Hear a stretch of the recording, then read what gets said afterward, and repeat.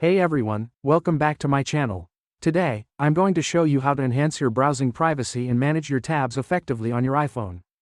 We will cover how to turn on incognito mode in Chrome and Google, how to access and reopen closed tabs, and how to use private mode in Safari. Let's get started. First, let's start with the Chrome browser on your iPhone. Open your Chrome browser and you'll notice several icons at the bottom. The one we are interested in is the tab icon. When you click on this icon, you'll see all the tabs you have open. If you don't have any tabs open, this area will be empty. To turn on incognito mode, simply tap the incognito icon located among the three icons at the top. It's the first icon from the left. Incognito mode allows you to browse privately and your activity won't be saved. To access closed tabs, click on the third icon from the top three icons, then select Show Full History. This will display all the closed tabs in your Chrome browser. To recover a closed tab, simply tap the website from this history, and the closed tab will reopen. Now, if you click the tab icon again, you'll see the newly opened tab along with any other tabs you have open. To open a new tab, click the plus icon located in the middle at the bottom.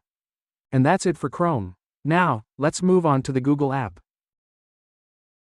Next, let's move on to the Google app on your iPhone. Open the Google app, and to turn on incognito mode, click the search bar. You'll see an option called Incognito Mod, with a toggle switch in your keyboard. Click the toggle switch to enable incognito mode. To turn off incognito mode, you can either click the toggle switch again or tap the turn off button on the screen.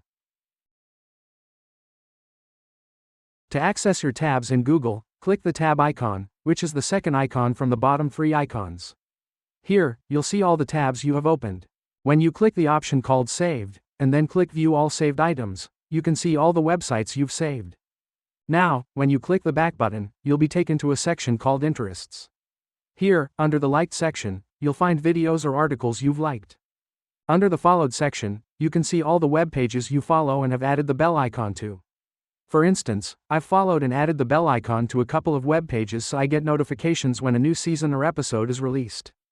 When you click on the followed web page, you'll be redirected to the web page again. Finally, let's open Safari. To access tabs in Safari, click the icon at the bottom right corner. Safari doesn't have incognito mode, instead, it has a private tab for your private browsing.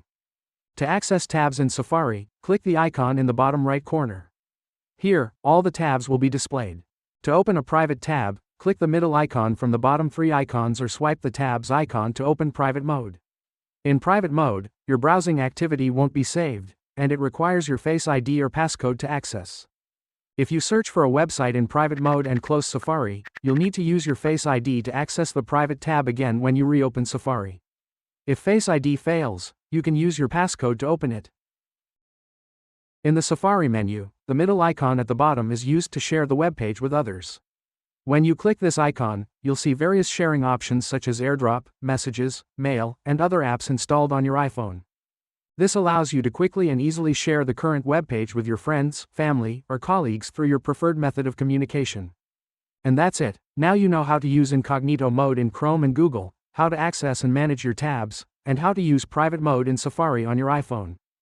If you found this video helpful, please give it a thumbs up, subscribe to my channel, and hit the bell icon to get notified of new videos.